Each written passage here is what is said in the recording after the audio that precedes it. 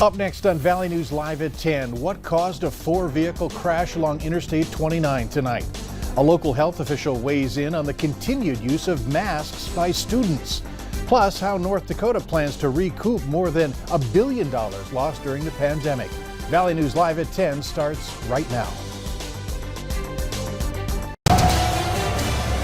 This is Valley News Live at 10. We're learning more about a four-vehicle crash this evening near Harwood. It happened on I-29 during the supper hour. Investigators tell Valley News Live a 29-year-old driver blew out a tire, causing her vehicle to spin and flip in the median. She wasn't hurt. The cars behind her then crashed. A 25-year-old woman was injured after rear-ending two vehicles. She was cited for following too closely. All four of those vehicles involved were totaled. The interstate was shut down for about 25 minutes while the roadway was cleared. None of the other people involved were hurt, including a 5-year-old, an 8-year-old, and 3 dogs. Meanwhile, a fatal crash in the Northern Valley. 34-year-old Craig Feedy from Grand Forks died this afternoon. Authorities report that he was driving his Toyota Camry on Highway 2 in East Grand Forks when he went into a ditch and hit a tree. Officers say he was wearing a seatbelt and alcohol was not involved. This week, parents in the Fargo and West Fargo school districts have been speaking out against the continued use of masks in schools. Health officials are now responding, saying there's a chance we could still see masks next fall. Valley News Team's Aaron Walling has our story. Parents in the Fargo-Moorhead area have been speaking out against mask usage within schools and during recess. But health officials push back at that motion, saying that masks have been important for the school districts and that we could still see them in the upcoming fall. So from my standpoint, yes, I would welcome the day. I'm looking forward to the day when I don't have to put kids in a mask in school. And that day will come when we have the vaccine for the kids. We worked so hard to bring the kids back that I think there's a little trepidation of dropping some of these large mitigation strategies too quickly. Dr. Nagpal and Dr. Newman agree the key to getting rid of the masks in school is having a vaccine for children. We asked viewers on their thoughts of masks during recess, and an overwhelming amount of comments were against it. Some said no masks outside for sure, and common sense tells us yes, it's safe for kids to have mask-free recess. Some health officials also agree that there should be a conversation to remove masks from the outside recess. I do think it would be safe. I think that what's going to need to come with that then, though, is that we probably won't contact trace from recess, and we won't require the same isolation and quarantine rules. In Fargo, Aaron Walling, Valley News Live.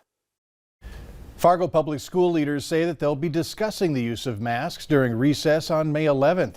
And as was mentioned, we're getting a lot of comments on this story on our Valley News Live Facebook page. We invite you to join the conversation as well. A Fargo woman has concerns about the lack of space on the road where she lives. She says there's not enough room when it comes to drivers navigating through parked cars on both sides of the street. She says the narrow road is to blame for a crash in the 4900 block of 28th Avenue South this morning. The city of Fargo says at least 36 feet wide, that road is anything but narrow. No, to be honest, the only thing we usually hear about local streets is fast drivers. But it never crashes, unless it's middle of the night when people are doing things they shouldn't be doing. Gordon adds, if you feel your street has a traffic issue, you can contact the city. We have that information on our website and the VNL News app. Just click on this story. And if you need help uncovering an issue in your community, call our whistleblower hotline. We'll do our best to get to the bottom of it. Call 701-237-6576 and leave your tip.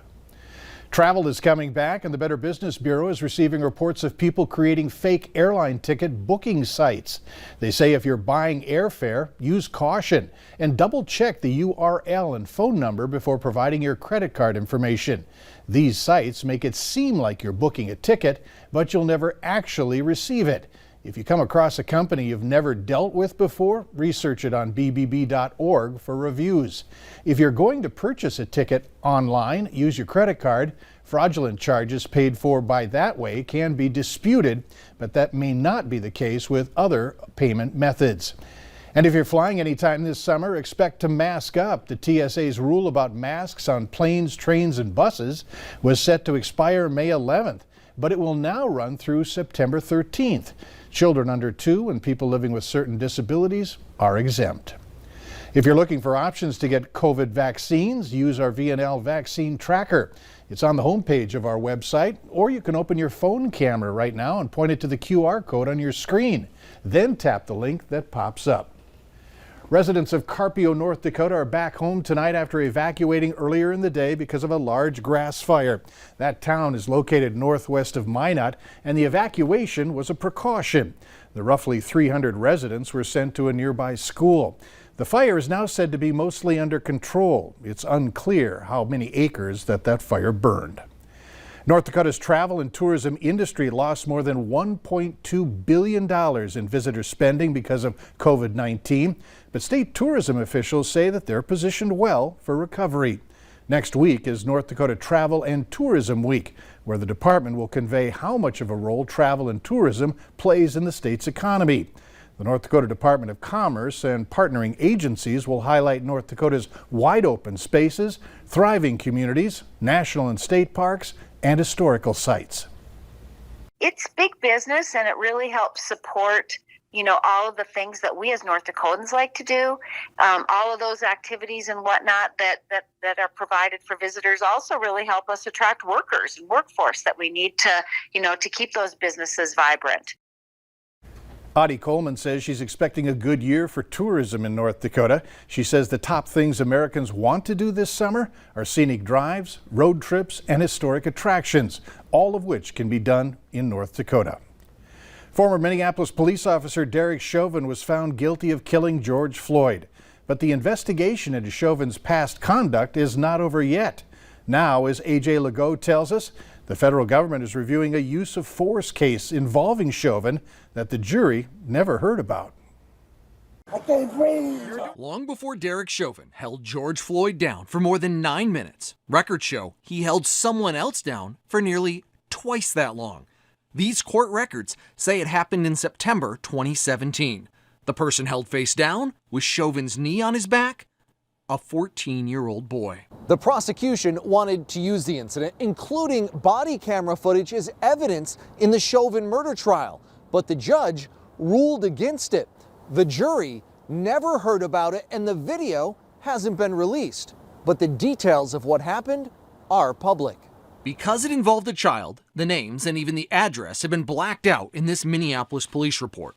But it says Derek Chauvin and another officer were responding to a domestic assault report, a mother claiming she'd been assaulted by her 2 teenage children. In his report, Chauvin says the 14-year-old boy, said to be 6'2" and at least 240 pounds, was not complying with directions and displayed active resistance when placed under arrest. So Chauvin says he applied a neck restraint and then used body weight to pin him to the floor. He says an ambulance was called because of blood coming from the boy's left ear. But when prosecutors investigated and got a look at that body cam, they said that's not half the story. In this official filing with the court, prosecutors say 33 seconds after telling him to come out of the room, officers grabbed the boy. Just 8 seconds after first grabbing the child, Chauvin hit him with his flashlight. 2 seconds later, Chauvin grabbed the child's throat, hit him again in the head with his flashlight. And that's not all.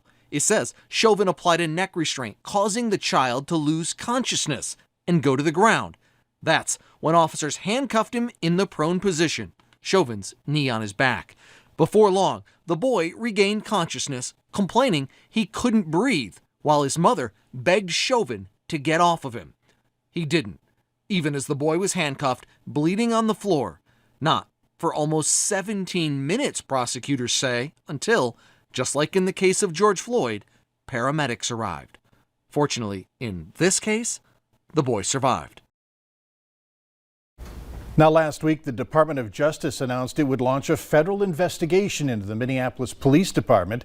The Justice Department also has an active investigation to look into additional civil rights violation charges against Derek Chauvin. Around the nation tonight, the Department of Homeland Security Secretary hopes to end border expulsions as quickly as possible. Alejandro Mayorkas talked about the so-called Title 42 today. He was revoked by former President Trump in the early days of the pandemic. It allows for a quick removal of some migrants coming from Mexico on a public health basis. The Biden administration continued to use that rule, but said it's only to buy itself time to change the immigration system. Police say they found around 90 people, mostly men, crammed inside a home in a Houston, Texas neighborhood. Officers were granted a search warrant following up on a kidnapping tip from last night. After the discovery, the people were left in the home because some were showing possible COVID symptoms.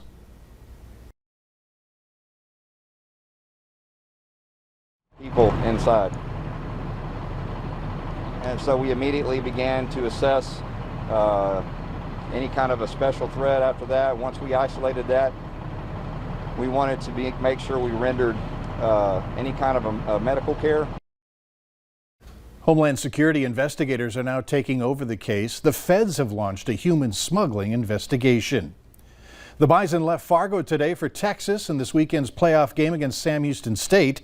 Remember, that game is on Sunday, beginning at 2 at ESPN. Just as important, certainly to us, our pregame show starts at 1 o'clock Sunday afternoon on KX4, and it'll take you right up to the kickoff at 2. The room was spinning. I wanted to throw up. Still ahead tonight, the CIA launching an investigation of people targeting the homes of government officials. But first, our chief meteorologist Huss Johnson joins us with your weekend weather forecast.